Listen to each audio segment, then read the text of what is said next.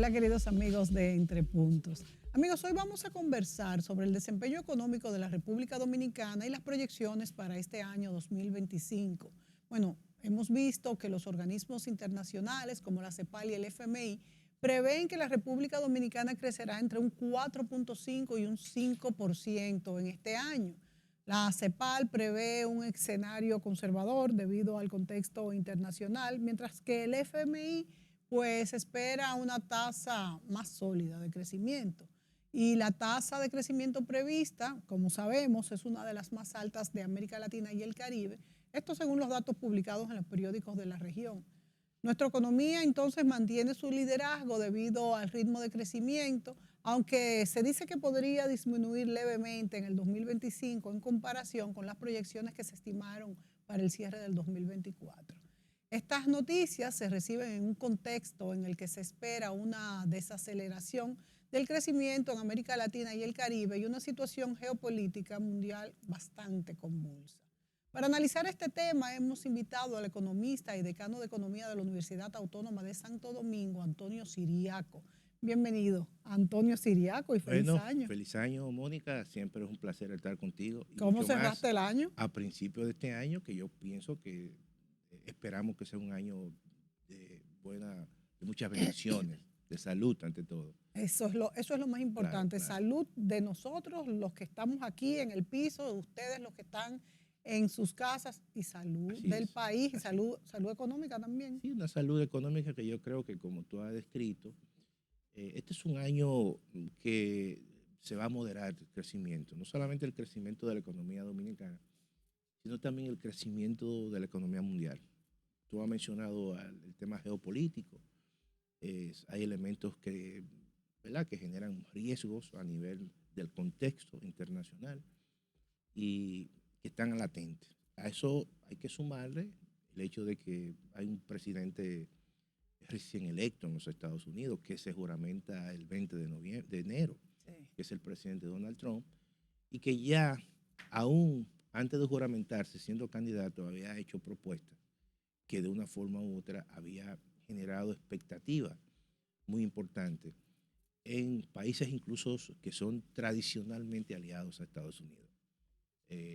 Inmediatamente había propuesto un arancel de un 40% a todas las importaciones provenientes de México. Sí. Lo mismo también en el caso de Canadá. En el caso de Canadá, ha ido mucho más lejos. Ha reclamado que debe ser ya parte del Estado 51 de los Estados Unidos. Pero Bueno, también a eso hay que sumarle el reclamo que él está haciendo a Panamá con respecto al canal de Panamá. pero la Y verdad es son que aliados, porque son aliados. Tú dices, bueno, si es con China, que lo ve como sí. básicamente un elemento, un rival, pero estamos hablando de aliados. El caso de la Unión Europea, que le ha dicho a los países de la Unión Europea que le tienen que comprar más a Estados Unidos porque el déficit es muy grande. Y si no le compran más, entonces le va a imponer un arancel. Es decir que, ¿Tú crees que esas propuestas se mantengan o tú crees que será bueno, parte pero de un discurso para llamar la atención a la entrada? las dos cosas, porque si bien es cierto que a lo mejor él no pueda materializar todas esas propuestas, pero sí genera situaciones de incertidumbre. Había una protesta en Panamá Claro, grandísima. claro. Y Pero entonces, pero es posible eso. no, Eso que no es plantea es posible. posible, Es que no es no es posible. posible, pero tú sabes que en Panamá hay un tema incluso más allá de lo que el mismo presidente Trump ha venido mencionando, que es el tema de las tarifas, de los Eso es verdad. costos. Pero, como dicen tras bastidores, hay un elemento que quizás ha sido el detonante de esa reacción del presidente Donald Trump, es el hecho de que China está invirtiendo cada vez más en logística en el contexto del canal, porque es una zona, evidentemente, que vienen y pasan todos los productos de China, de Asia, hacia la parte del el O Atlántico, sea, ¿no? ese es el contexto. Ese es el contexto, ese es el Claro, trasfondo. claro. Entonces, fíjate, ahí hay ya un problema de disputa geopolítica con el rival más importante, De que Estados es Unidos. China, de Estados Unidos. Y lo mismo está ocurriendo con la demanda que le está haciendo a Dinamarca con respecto a la compra de Groenlandia. O sea, en todo el Ático ahí también se mueve una ruta que ha abierto tanto Rusia como China, precisamente porque han tenido dificultad, y en el caso de Asia, con toda la situación que hay en el Mar Rojo y en toda la zona, por ejemplo, del Estrecho de Hormuz, que es una zona donde está Yemen del Norte, Yemen del Sur, está Irán, y luego más Y que para este año arriba, pasado y los anteriores, todos los años claro, anteriores tuvo muchísimo claro, y conflicto por los entonces la parte hutíes y ya eso. más al norte está el mar Mediterráneo y está también está ahí Israel. Y por esa zona tradicionalmente el 40% de toda mercancía que viene de Asia sube por esa zona. Entonces, ante esos conflictos que han ocurrido, han usado quizá la ruta más larga que por el Cuerno de África, todo el borde hasta llegar a la parte del Mediterráneo, y esa parte ahí entonces es altamente costosa. Es Entonces, mucho más es larga. mucho más larga. Entonces, hay elementos ahí de control de, de todos los flujos donde van la cadena de suministro. O sea, es una lucha por Es las una rutas lucha por marítimas. rutas marítimas. Entonces, todo eso, en cierta manera, genera incertidumbre.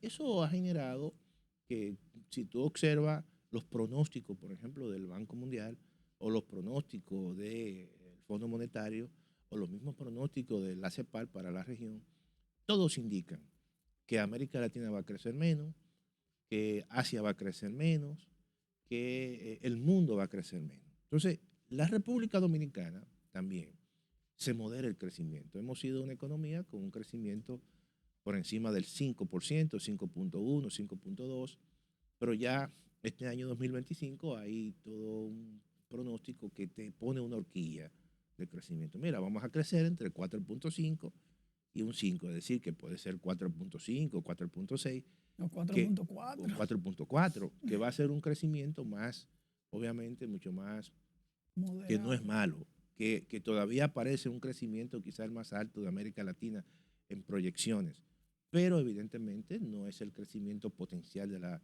economía dominicana. Todo eso, de una forma u otra, genera situaciones ya de que el año 2025 va a ser un año muy movido, va a ser un año de cuidado y va a ser un año obviamente donde nosotros tenemos que estar monitoreando el comportamiento de la economía mundial día a día. Y de las decisiones, como tú bien dices, de Donald Trump, No, claro, y porque de las decisiones de Donald dependen. Trump. Vamos a ver también qué pasa entre él y Putin, Claro, con China, y también ese vínculo que se está, vamos a decir, cosiendo entre China y Rusia, claro. cómo él puede actuar Y ahí. mira, hay un elemento, qué bueno que tú pones el tema, porque también le hizo una advertencia al grupo de los BRICS, que está liderado por Así, China y sí. Rusia. Y que Ah, dos países más se sí, sumaron ahora. claro, Ujú.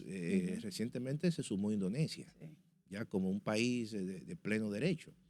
Pero hay algo interesante. Fíjate que directamente Donald Trump no le ha hecho ningún tipo de advertencia a Rusia. Sí, sí.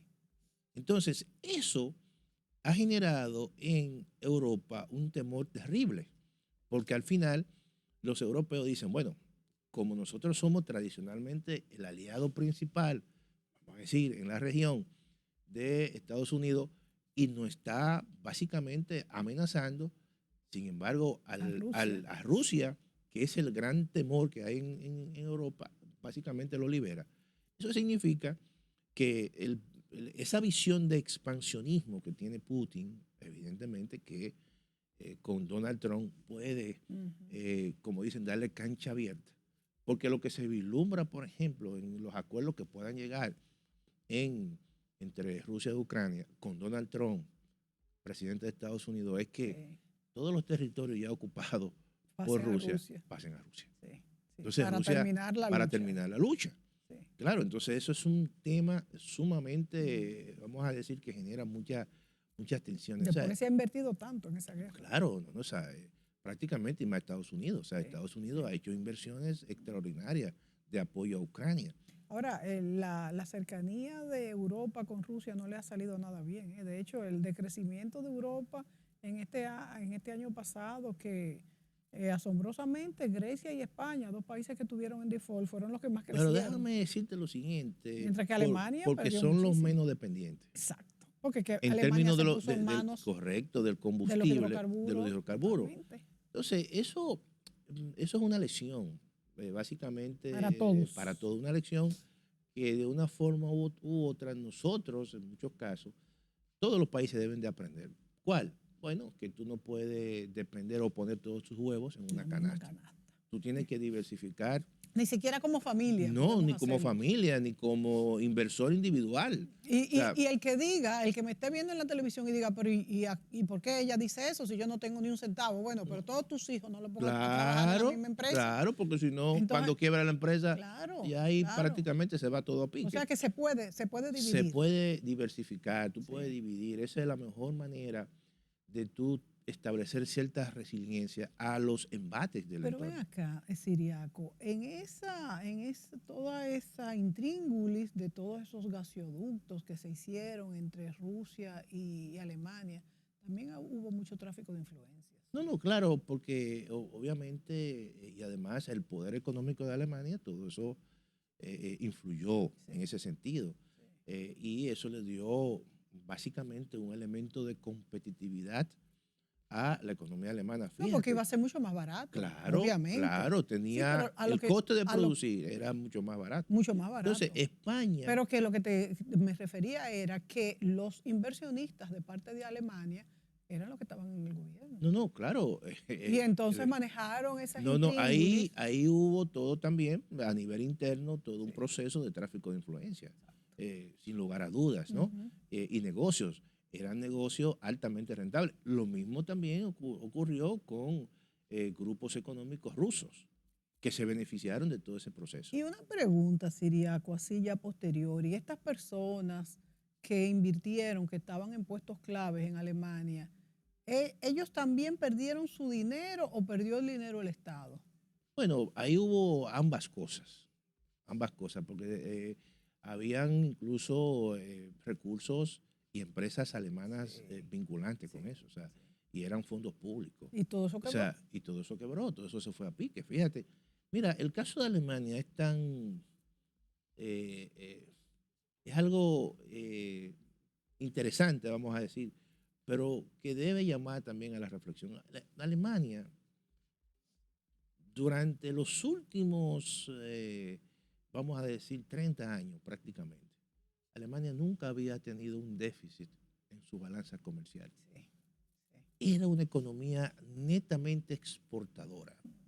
La número uno de La la Unión número uno, Europea. productora de manufactura. Manufactura, exacto. Y la manufactura tiene algo que es un elemento importante para que tú seas competitivo, es que los costos de producción también sean muy bajos. Y el coste de energía jugó un papel importante y ellos básicamente establecieron una altísima dependencia De Rusia. de Rusia.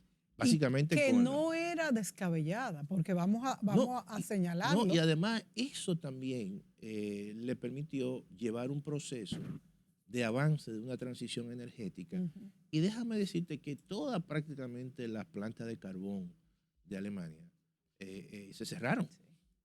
Pero luego entonces, precisamente en el medio de febrero del 2022, el 22 de febrero, cuando estalla la guerra, entonces ya eso le generó dificultad en la provisión de ese combustible barato y posteriormente tuvieron que reaperturar algunas plantas cerradas de carbón porque evidentemente ya le estaba generando problemas de competitividad. Además, un elemento importante es que muchas empresas alemanas se deslocalizaron para China. Sí. Entonces, los chinos que han utilizado una política de recepción de empresas sobre la base de Captar tecnología, decirle, tú además. tienes un mercado grande, Ujú. pero tú me dejas tecnología.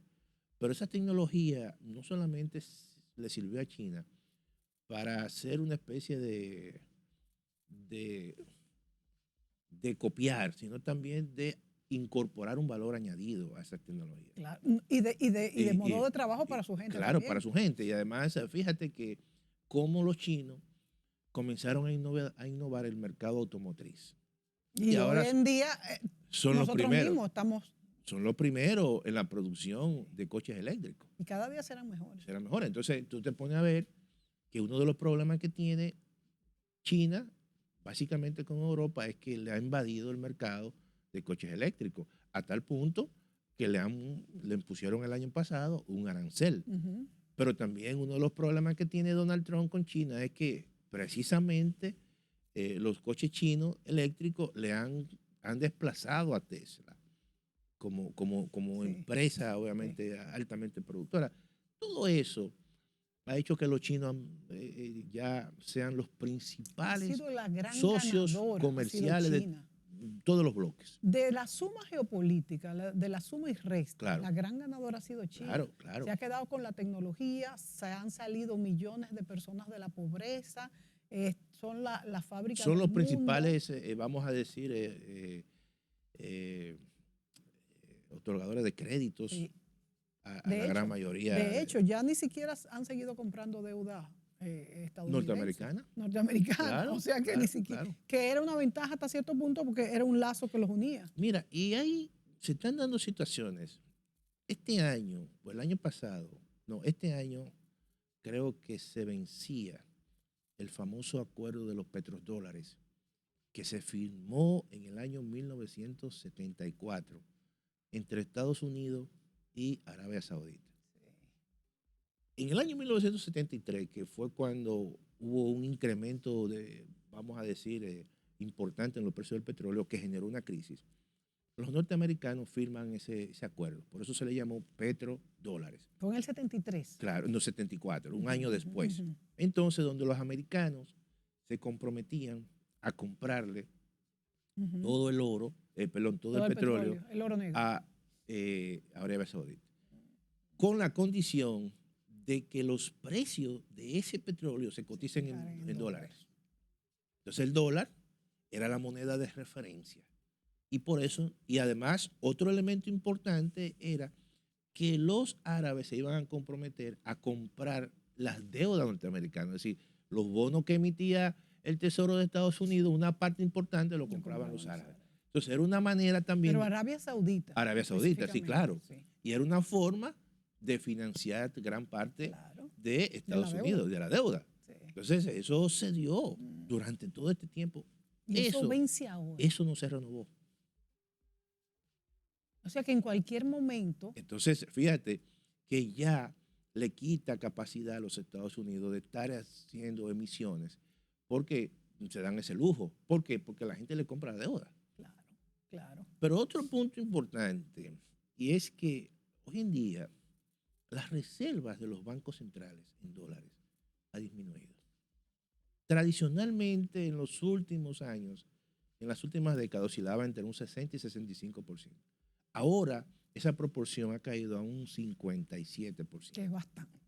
que es mucho. ¿Y por qué se cambia? ¿Por divisas del país o Por por oro, otro tipo? Por oro, oro. claro, claro. El oro, los Por el bancos mismo centrales, dólar también que claro, ha claro, bajado. claro, la Claro. situación misma, la pérdida vamos a decir, de poder económico que ha tenido Estados Unidos frente a China y frente a otros países, entonces lo que están haciendo los bancos centrales es que están diversificando sus reservas. Dicen, yo no sé qué El va a oro es lo más pasar con seguro. Estados Unidos.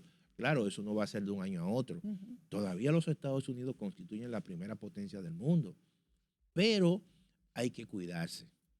Y entonces, ante toda esta disputa, Donald Trump le hizo una advertencia a los BRICS. Le dijo, si dejan o por lo menos si tratan de sustituir La moneda la estadounidense. moneda del dólar, entonces yo le voy a poner aranceles a todos los países que están ahí. Uf.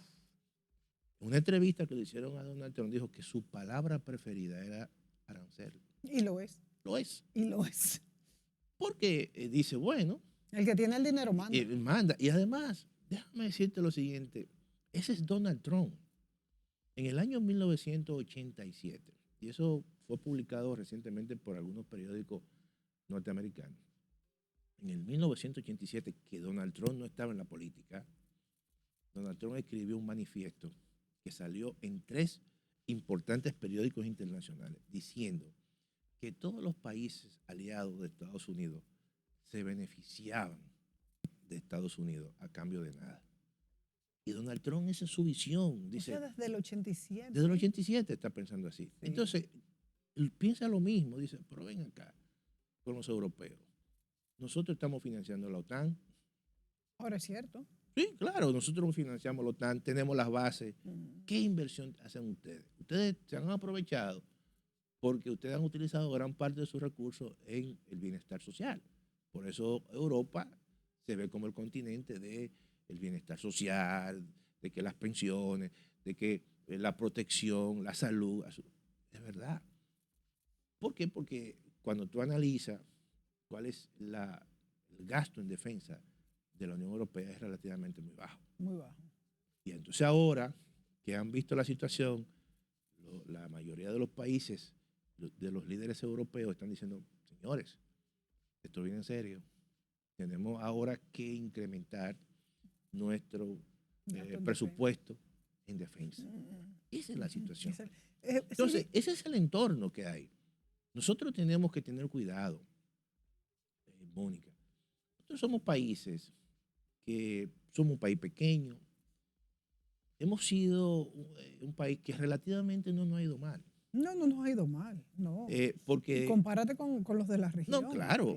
Y con Haití al lado, que no es fácil. No, el que gasto tenemos, que implica claro, y la pero tenemos una tríada que por eso yo quiero que la gente sea consciente de eso. Mira, ante esa disputa entre Estados Unidos y China, que la va a haber, ambos países son los socios comerciales más importantes del país.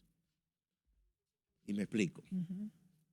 Nosotros, evidentemente, tenemos un vínculo histórico con Estados Unidos y en la práctica nosotros estamos integrados a Estados Unidos. Cultura, el 50% inmigrantes, de los turistas vienen de allí. El 85% de las remesas vienen de la diáspora dominicana que está allí. Más del 50% de las exportaciones de zonas francas van allí. La inversión extranjera en su gran mayoría es norteamericana. Es decir, que hay un proceso económico de cierta integración. Tenemos un acuerdo de libre comercio. Y lo que ocurre allí afecta a la República Dominicana, afecta a su economía y afecta también, evidentemente, a todo ese flujo de recursos que viene de allí. Pero nosotros tenemos una dependencia de las importaciones de China. Aquí hay una gran cantidad de productos que vienen de China. Y creciendo. Y los productos chinos han invadido prácticamente el mercado. Sí. Si tú te pones a ver los celulares, por ejemplo, o las tabletas, el 70% de los celulares que se importan en la República Dominicana vienen de China. Fíjate. Si tú le sumas esos dos elementos, súmale el tercero. El segundo mercado de exportación que tiene la República Dominicana es Haití. Con Haití hacemos frontera. Con Haití formamos parte de la misma isla. Haití es el país más pobre que hay en América Latina y el Caribe. Haití es un país que está dominado por bandas. Y gran parte de esa presión que tiene la República Dominicana viene por el tema de los flujos migratorios. Entonces, la República Dominicana está en esa triada. Fuerte. Tenemos que establecer políticas públicas que fortalezcan nuestros espacios, nuestra resiliencia, nos den resiliencia para esos embates que pueden venir a nivel comercial, a nivel incluso migratorio, y tener esa capacidad, esa reacción de mitigar cualquier situación que se pueda presentar. Pero yo digo que nosotros tenemos que ya ir pensando en una visión mucho más madura. O sea, hemos crecido mucho, vamos a seguir creciendo. Es justo una economía donde hay relativamente cierta estabilidad política. Tú has mencionado y te pones a ver la región. Nosotros somos el país más estable de la región. Somos la primera economía básicamente del Caribe y Centroamérica. Y eso nos fortalece por un lado. Hemos sido bastante, vamos a decir, activos en recibir gente del exterior. El año pasado 11 millones de visitantes. Pero tenemos que fortalecer y hacer una sociedad mucho más cohesionada. Hacer una sociedad con capacidad para ver más allá de la curva, para ver el futuro, para que esos cambios que se van a acelerar, Mónica, la economía del mundo vive en una dinámica extraordinaria. Y la tecnología Y influye ahí voy muchísimo. también con el tema de la tecnología. Claro. ¿Cómo nosotros vamos a enfrentar quizás todo el mundo que viene ya Yo creo que no tenemos las herramientas. impregnado por la inteligencia Aquí artificial? se trató de hacer en la dirección esta que trabaja con tecnología y demás, Sí, sí, sí, en la OPTI. de implementar un sistema de inteligencia artificial y creo que ya quedó obsoleto. Entonces no tenemos la capacidad de trabajar a la misma velocidad Pero que... tenemos, mira, se ha hecho un esfuerzo Sí, importante en el sentido siguiente. Aquí durante los últimos años han enviado una cantidad de jóvenes a estudiar fuera, que se han quedado en una parte, pero otra parte está aquí. Y eso hay que utilizarlo. cuando teníamos relaciones con Taiwán no utilizamos eso para nada. Para nada. Eso fue una barbaridad. No, una Que barbaridad. hubiéramos tenido ya aquí zona franca de semiconductores Yo siempre dije, mira, eso fue algo que yo ora ante Dios. Claro.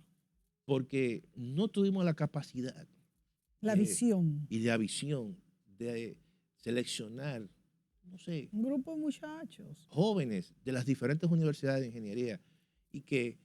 Darle beca, Taiwán lo hubiera aceptado perfectamente. Ya hoy la República Dominicana hubiese tenido una dotación, quizá la mejor del Caribe, de jóvenes formados. Y después de la pandemia hubiéramos utilizado ese momento clave. Claro, porque todo el tema ahora del new shoring, del French shoring. Claro, pero que no tenemos mano de obra. No la hay. Especializada. Entonces, ahora tú ves que se quieren dar algunos cursos, pero la principal empresa que produce semiconductores y el país donde exporta más semiconductores es Taiwán. Sí, claro, pero por eso que te digo que teníamos que haber utilizado todos esos años que tuvimos de buenas relaciones con Taiwán y no se hizo. Vámonos a la pausa, Siriaco, y hablemos también un poquito de Haití cuando volvamos. Volvemos de inmediato.